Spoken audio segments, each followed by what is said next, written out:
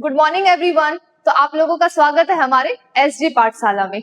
तो last class में हम लोगों ने देखा था निषेचन के पूर्व की घटना, निषेचन तक क्या क्या घटनाएं होती है। आज हम लोग जो स्टार्ट करने वाले हैं कि निषेचन के पश्चात क्या क्या होगा। आखिर निषेचन हो गया था, निषेचन के फलस्वरूप हमारे पास युग्मनज तथा त्रिगुणित भ्रूणपोष जो है तैयार हो चुके थे। तो अब उसका क्या होता है, उसका विकास कैसे होता है, ये सारा चीज हम लोग देखने वाले हैं। आज जो हम लोग पढ़ने वाले हैं हमारा है निषेचन पश्चात की घटना। तो हम लोग अगर बात करें निषेचन पश्चात की घटना में तो क्या क्या हो सकता है, जैसे कि पहला अगर बात करें जैसे कि आपका अंडाशय था।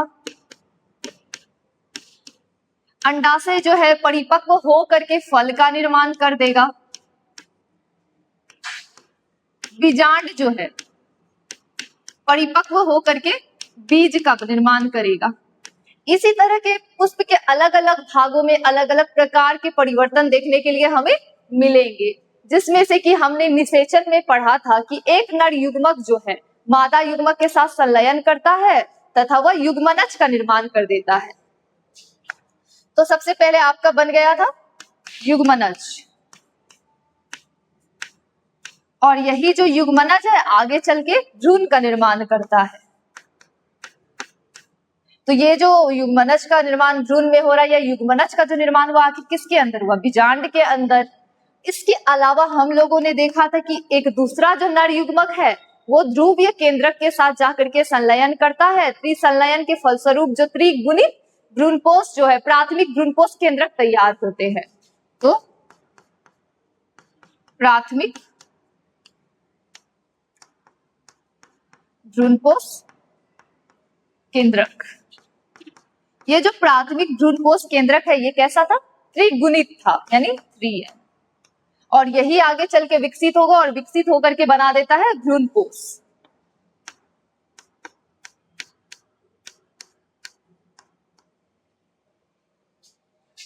तो आज जो हम लोग देखने वाले हैं निषेचन पश्चात की घटना में सबसे पहला टर्म कि भ्रूणपोष का निर्माण कैसे होता है। आखिर जो ये प्राथमिक भ्रूणपोष केंद्रक बना उसमें क्या क्या परिवर्तन होंगे जिससे कि वो भ्रूणपोष बन जाएगा। तो आज हम लोग इसको देखना स्टार्ट करते हैं। तो सबसे पहले ये पता होना चाहिए कि प्राथमिक भ्रूणपोष केंद्रक बनता कैसे है। तो अभी मैंने बताया कि जो एक नर युग्मक है वो जा करके ध्रुवीय केंद्रक के साथ संलयित होता है।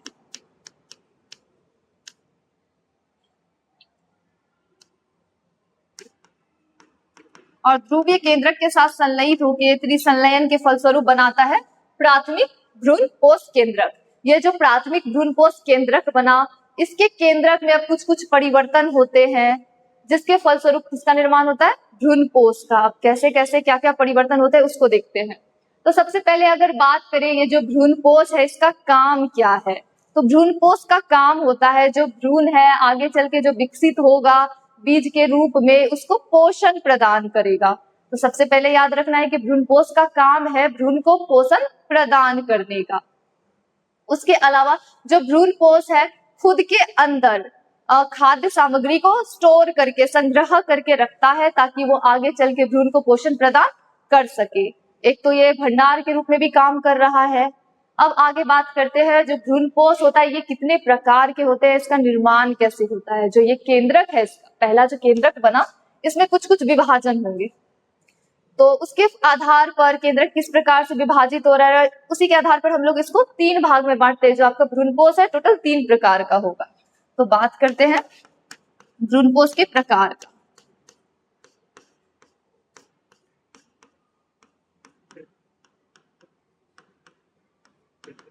तो ये जो भ्रूणपोष है 3 प्रकार का होता है।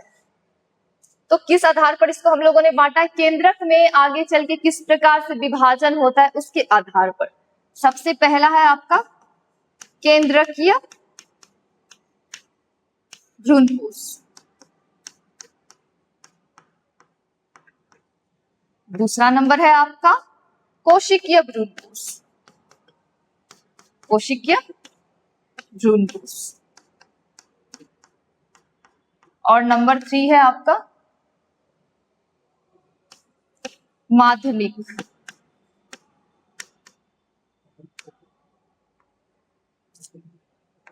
माध्यमिक भ्रूणपोष। तो थोड़ा इसका इंग्लिश में भी देख लेते हैं। तो केंद्रक यानी कि न्यूक्लियर एंडोप्लाज्म।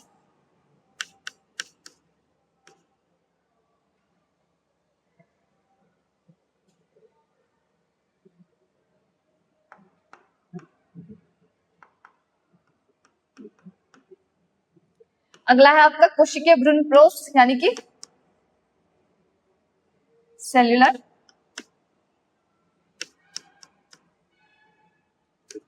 अगला है आपका फैलोपियन।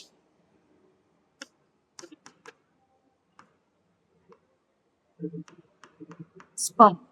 अब हम लोग बारी बारी देखने वाले हैं कि आखिर केंद्र के भ्रूणपोष का विकास कैसे होगा, कोशिकीय भ्रूणपोष का विकास कैसे होगा, माध्यमिक भ्रूणपोष का विकास कैसे होगा, आखिर हम लोगों ने इसका नाम जो है इस प्रकार से क्यों रखा है।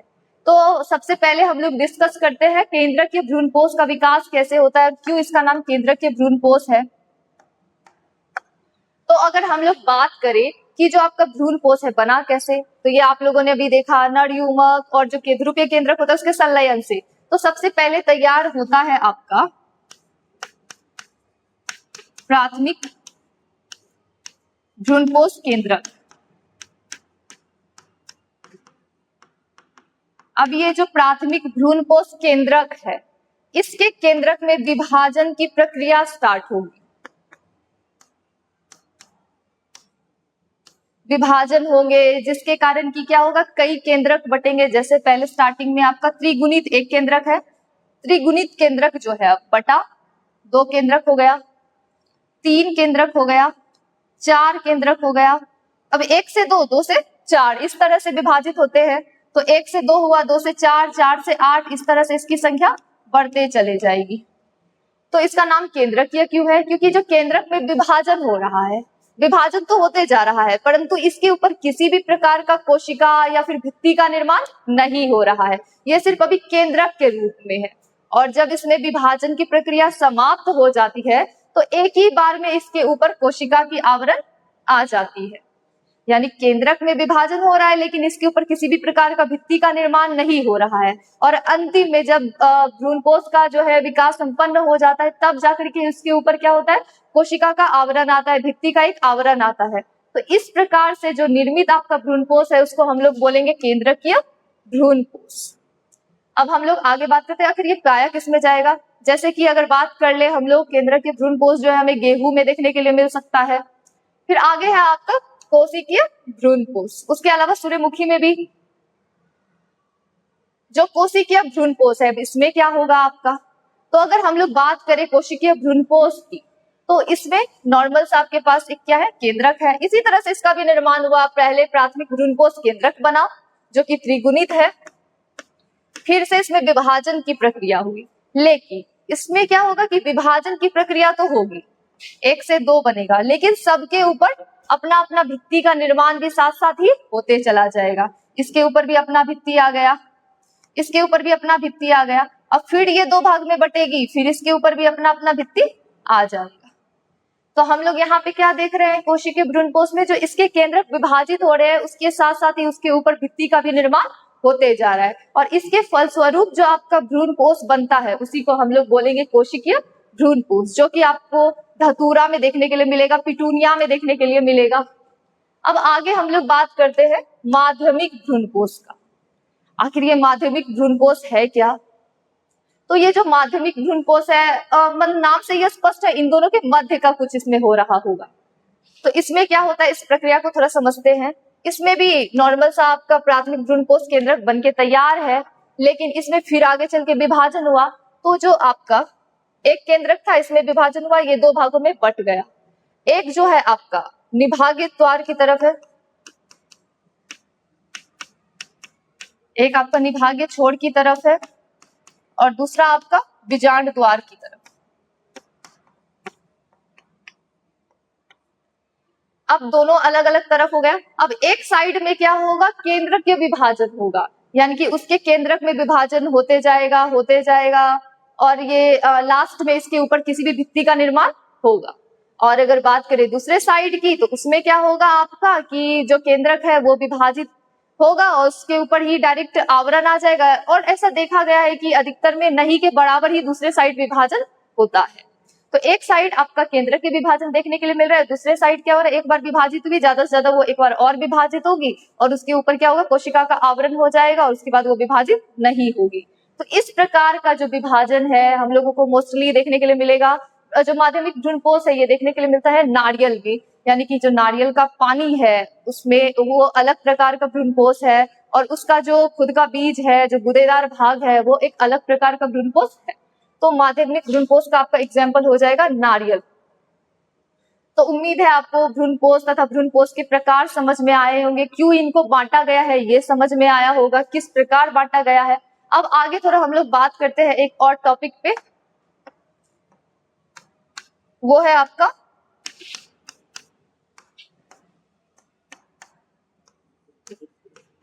ओनिसेक फलन।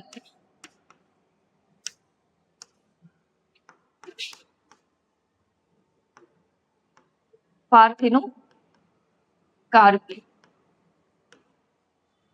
ये भी एक बहुत ज्यादा इंपॉर्टेंट टॉपिक है जिसके बारे में थोड़ा पता होना चाहिए। तो ओनिसेक फलन बोलेंगे किसको, तो वैसा कोई भी फल का निर्माण होना जिसमें कि निषेचन की प्रक्रिया ना हुई हो, यानी बिना निषेचन के फल का निर्माण। तो हम लोगों ने यहाँ पर जो है ये जो निभागीय छोर पर विभाजन हो रहा है, दूसरे साइड बीजांड द्वार पर विभाजन हो रहा है। जो निभागीय छोर पर विभाजन हो रहा है इधर साइड विभाजन जो होता है क्या होता है, नहीं के बराबर होता है, लेकिन जो बीजांड द्वार की तरफ जो विभाजन होता है वो उसमें केंद्रक के विभाजन देखने के लिए मिलता है। इधर साइड आपको कैसा देखने मिलेगा, केंद्रकीय विभाजन, और इधर साइड आपको देखने के लिए मिलेगा कोशिकीय विभाजन।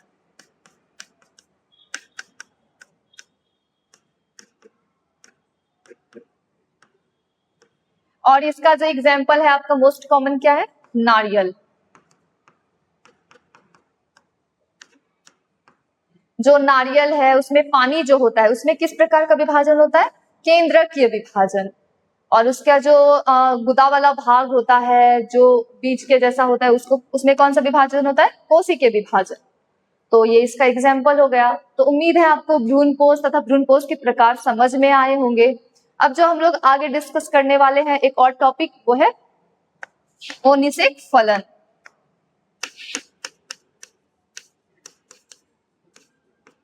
तो ओनिसेक फलन को अब थोड़ा समझते हैं। ये आपका एक बहुत ज्यादा इंपॉर्टेंट टॉपिक है जो बहुत बार एग्जाम में पूछा भी गया है।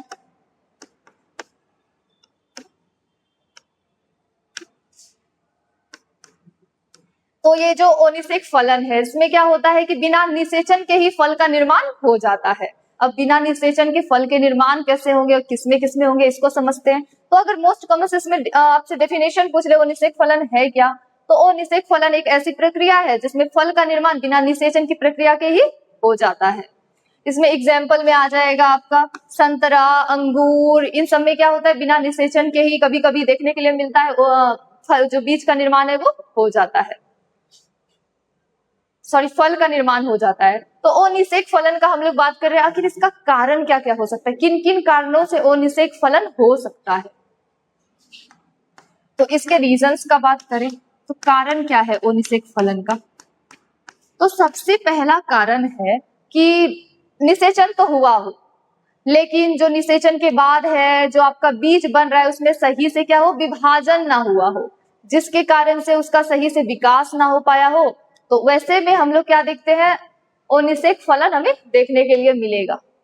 फॉर एग्जाम्पल जैसे कि आपका क्या है अंगूर, अंगूर में आप देखते होंगे कि बिना मतलब उसमें बीज जो है कितना छोटा रहता है और निषेचन की प्रक्रिया उसमें होती है लेकिन बीज का जो निर्माण होता है वो सही से विकसित नहीं हो पाता है, लेकिन फल अच्छे से उसमें डेवलप हो जाता है। तो उसको भी हम लोग ओनिसेक फलन के अंदर रख सकते हैं।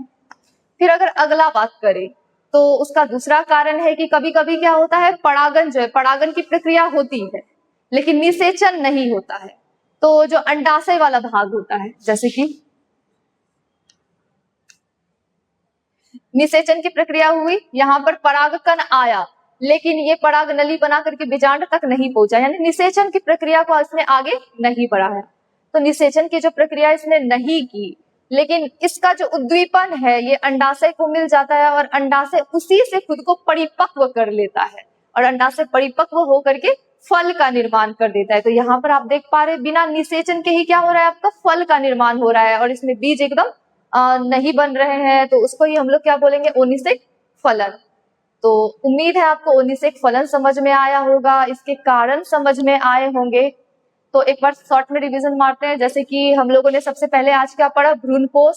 तो भ्रूणपोष कैसे निर्माण हुआ, तो एक पहले नर युग्मक ध्रुवीय केंद्रक है उसके साथ संलयित हुआ, जिसके फलस्वरूप त्रिगुणित केंद्रक का निर्माण हुआ, जिसको हम लोगों ने बोला प्राथमिक भ्रूणपोष केंद्रक।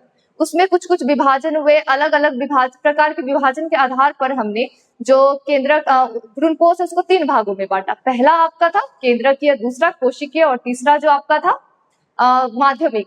तो केंद्रकीय में क्या हो रहा था, नॉर्मल सा जो केंद्रक था वो विभाजित हो रहा था, परंतु उसके ऊपर किसी भी प्रकार का भित्ति का निर्माण नहीं हो रहा था। कोशिकीय में वो विभाजित हो रहा था, लेकिन उसके ऊपर भित्ति का भी निर्माण होते जा रहा था। और माध्यमिक में इसमें दोनों प्रकार देखा गया, यानी प्रथम बार जो विभाजन हुआ तो 2 भागों में बटा, जिसमें एक निभा के छोर की तरफ गया, दूसरा आपके बीजांड द्वार की तरफ आया। जो बीजांड द्वार की तरफ आया उसमें देखा गया विभाजन की प्रक्रिया हुई, केंद्र के विभाजन हुई। लेकिन ऊपर वाले में क्या हुआ, विभाजन की प्रक्रिया नहीं के बराबर देखने के लिए मिली, कोशिकीय के विभाजन हुई। तो ये हम लोगों ने भ्रूणपोष देखा। उसके बाद आगे देखा ओनिषेक फलन। तो ओनिषेक फलन में हम लोगों ने देखा कि बिना निषेचन के ही क्या हो रहा है, फल का निर्माण हो जा रहा है। तो इसका कारण था जैसे कि आपका निषेचन हो गया हो लेकिन उससे भ्रूण का सही से निर्माण ना हो पाया हो, फिर भी फल का निर्माण सही से हो जाता है। उसके बाद दूसरा कारण हम लोगों ने देखा कि परागन हुआ हो लेकिन इसका उद्दीपन से ही जो है अंडाशय परिपक्व हो गया, यहाँ निषेचन की प्रक्रिया वगैरह नहीं हुई। तो थैंक यू, उम्मीद है आपको लेक्चर समझ में आया होगा। तो अगर कुछ नहीं समझ में आए तो कमेंट करिए, और अगर आपको और किसी टॉपिक पर जानकारी चाहिए डिटेल में कि हमको इस टॉपिक को और अच्छे से समझना है तो उसके लिए आप हमें कमेंट कर सकते हैं।